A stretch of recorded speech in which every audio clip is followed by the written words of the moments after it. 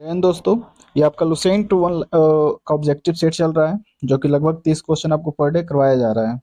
यह सेट आपको शाम में 7:15 पे मिल जाएगा। आइए सेट लगाइए। लगभग 180 क्वेश्चन हो चुका है आज से 181 नंबर पे। तो 181 नंबर क्वेश्चन है आपका, न्यूट्रॉन की खोज किसने की है? रदरफोर्ड, थॉमसन, चैडविक या न्यूटन ने? ये आप सबको पता होगा। ईटा पर नाचो, ईज से इलेक्ट्रॉन, पर नाचो, नो से चैडविक, यानी कि न्यूट्रॉन का चैडविक, यही होता है। ईटा पर नाचो, इलेक्ट्रॉन का थॉमसन, पर प्रोटॉन का रदरफोर्ड और न्यूट्रॉन का चैडविक। चौसे 182 है कि परमाणु क्रमांक कहते हैं किसको? परमाणु क्रमांक किसको कहते हैं? प्रोटॉन न्यूट्रॉन के योग, नाभिक उपस्थित प्रोटॉनों की संख्या, नाभिक उपस्थित न्यूट्रॉनों की संख्या, या फिर न्यूट्रॉन और इलेक्ट्रॉनों की संख्या का योग। तो परमाणु क्रमांक बोलिए, यानी एटॉमिक नंबर, तो वो होता है आपका परमाणु के नाभिक में उपस्थित प्रोटॉनों की संख्या। 93 है, सॉरी 83 है। अ, जिस तत्व से परमाणु में 2 प्रोटॉन, 2 न्यूट्रॉन और 2 इलेक्ट्रॉन हो, उस तत्व का द्रव्यमान संख्या कितना होगा? जिसमें आपका 2 प्रोटॉन, 2 न्यूट्रॉन और 2 इलेक्ट्रॉन हो, तो उस द्रव्यमान संख्या, तो द्रव्यमान संख्या कितना हो जाएगा? 4।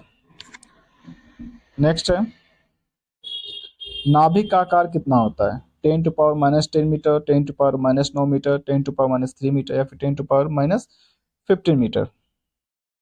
तो परमाणु का आकार होता है 10⁻15 मीटर। 85 है, पॉजिट्रॉन की खोज किसने की? तो इसका खोज किया था एंडरसन ने। पॉजिट्रॉन की खोज एंडरसन ने। 86 है, हाइड्रोजन परमाणु के न्यूक्लियस में प्रोटॉन की संख्या ज्ञात करें। हाइड्रोजन परमाणु के न्यूक्लियस में प्रोटॉन कितने होते हैं? तो कितना होता है? एक होता है न्यूक्लियस में। नेक्स्ट है, इलेक्ट्रॉन की खोज किसने की? तो ईटा। बताइए कौन सा होगा? जेम्स वाट होगा, गैलीलियो होगा, रदरफोर्ड होगा, थॉमसन होगा?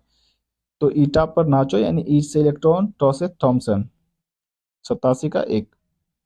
188 है, इलेक्ट्रॉन वहन करता है एक यूनिट ऋणावेश, एक यूनिट धनावेश, 2 यूनिट ऋणावेश, या फिर 2 यूनिट धनावेश? कितना वहन करता है? तो 1 यूनिट ऋणावेश। 189, ऐसे परमाणु जिनके परमाणु संख्या समान परंतु परमाणु द्रव्यमान भिन्न भिन्न होते हैं, उसका क्या बोलते हैं? यानी जिसका परमाणु क्रमांक सेम होगा। संभारिक, समस्थानिक, आइसोबार, या इनमें से कोई नहीं। तो जिसका परमाणु समान क्रमांक सेम लेकिन परमाणु द्रव्यमान अलग अलग, तो उसको बोलते हैं समस्थानिक।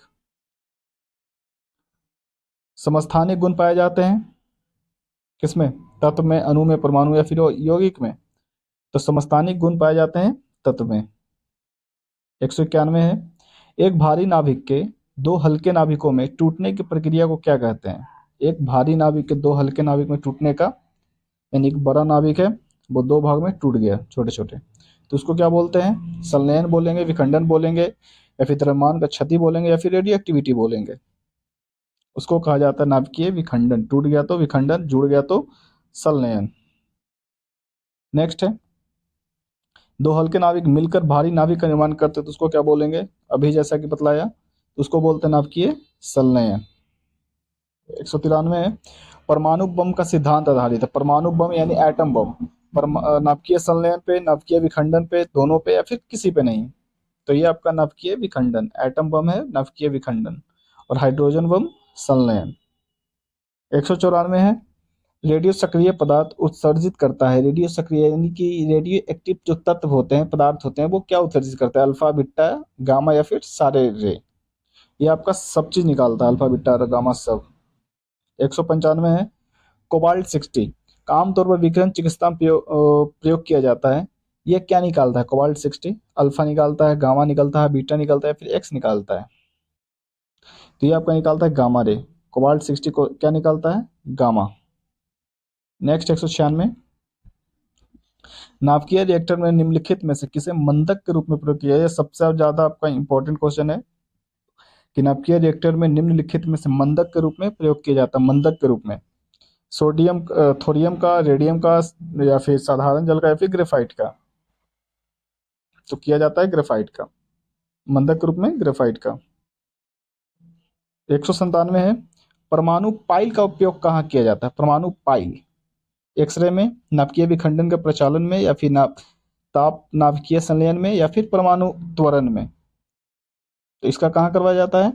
इसका किया जाता है परमाणु पाइल का नाभिकीय विखंडन के प्रचालन में, नाभिकीय विखंडन के प्रचालन में। नेक्स्ट है 198। क्यूरी किसकी इकाई है? क्यूरी रेडियो एक्टिव धारिता की, तापक्रम जो कि यह उत्सर्जित करता है, उष्मा की या फिर ऊर्जा की। तो ये है आपका रेडियो एक्टिव धर्मिता की, क्यूरी रेडियो एक्टिव धर्मिता की। 199 है, नाभिकीय रिएक्टर में ऊर्जा उत्पन्न होती है। नाभिकीय रिएक्टर में नियंत्रित श्रृंखला द्वारा, अनियंत्रित संलयन द्वारा, नियंत्रित विखंडन द्वारा, या फिर अनियंत्रित विखंडन द्वारा। नाभिकीय रिएक्टर में तो ये जब भी होगा भाई नियंत्रित विखंडन के द्वारा ही होगा। नेक्स्ट है 200, नाभिकीय रिएक्टर में D2O का प्रयोग किया जाता है। D2 यानी कि भारी जल का प्रयोग होता है मंदक के रूप में, शीतलक के रूप में, परीक्षक के रूप में, या फिर नियंत्रक के रूप में। तो होता है मंदक का, जैसा कि इसके पहले जो मंदक का प्रयोग किसमें करते थे? ग्रेफाइट का भी यूज करते हैं और भारी जल का भी करते हैं। 201 है कि द्रव्यमान ऊर्जा संबंध किसका निष्कर्ष है? तो किसका है? सापेक्षता का सिद्धांत विशिष्ट सिद्धांत है, सापेक्षता का विशिष्ट सिद्धांत। 102 है, डायोड वह युक्ति है जो धारा को एक दिशा में प्रवाहित करने देती है, दोनों दिशा में प्रवाहित होने देती है, या फिर किसी भी दिशा में प्रवाहित नहीं होने देती है, या फिर इनमें से कोई नहीं। तो यह है डायोड आपका एक ही दिशा में परिवर्तित होने देती है, एक ही दिशा में। 203 है, रडार का उपयोग किया जाता है सौर विकिरण का पता करने के लिए, जहाज वायुयान आदि को ढूंढने के लिए, या फिर मार्ग देखने के लिए, ग्रहों को देखने के लिए, या फिर भूकंप की तीव्रता को पता करने के लिए। तो रडार का उपयोग होता है जहाज वायुयानों को ढूंढे एवं मार्ग निर्देश करने के लिए। 204 है, त्रिविमीय चित्र निम्नलिखित में से किसके द्वारा लिया जाता है? त्रिविमीय 3D फोटो, होलोग्राफी, फोटोक्रोमेटिक, या फिर रेडियोग्राफी, या फोटोग्राफी। त्रिविमीय ये आपका सबको पता होगा, कहाँ गया? होलोग्राफी किसके द्वारा होता है? होलोग्राफी के द्वारा। जो किताब नया नया लीजिएगा तो उस पर देखिए चिमकी सिरा होता है छोटा सा, जिसमें कोई फिगर रहेगा बनाया हुआ, और जब उसको हिलाइएगा तो वो चमकता है, वो आता है होलोग्राफी। 205 है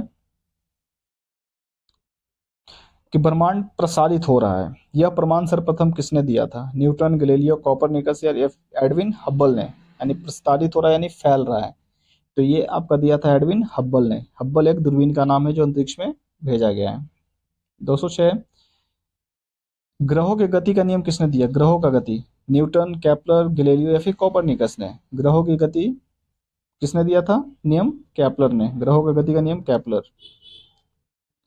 207 है, पृथ्वी तथा अन्य ग्रह सूर्य के चारों ओर चक्कर लगाते हैं, यह सबसे पहले किसने प्रमाणित किया? किसने किया था बताइए जल्दी कमेंट करके। तो ये किया था आपका कोपरनिकस ने। 208 है, ब्रह्मांड में सबसे अधिक मात्रा में कौन सा तत्व पाया जाता है? ब्रह्मांड में सबसे अधिक कौन सा तत्व पाया जाता है? हाइड्रोजन, नाइट्रोजन, हीलियम, या फिर ऑक्सीजन। तो ये आपका पाया जाता है हाइड्रोजन। ब्रह्मांड में सबसे ज्यादा क्या पाया जाता है? हाइड्रोजन। 209 है, तारों व सूरज के ऊर्जा का स्रोत, यानी तारा और सूरज में क्या किस क्रिया से ऊर्जा मिलता है? नाभिकीय संलयन, नाभिकीय विखंडन, विद्युत चुंबकीय प्रेरण, या फिर विद्युत बल। तो तारा, सूरज इस सब में होता है नाभिकीय संलयन के द्वारा। और आज का अंतिम सवाल कि तारा व आकाशगंगा का व्यास मापने के लिए उपयुक्त उपकरण। हम लोग तारा और आकाशगंगा का व्यास किससे मापते हैं? फोटोमीटर, बैरोमीटर, विस्कोमीटर, या फिर इंटरफेरोमीटर। तो हम लोग इसके मापते हैं इंटरफेरोमीटर। तो ये रहा आपका आज का लुसेंट से टॉप 30 क्वेश्चन का सेट, और मिलते हैं नेक्स्ट क्लास में इसी समय। Thank you.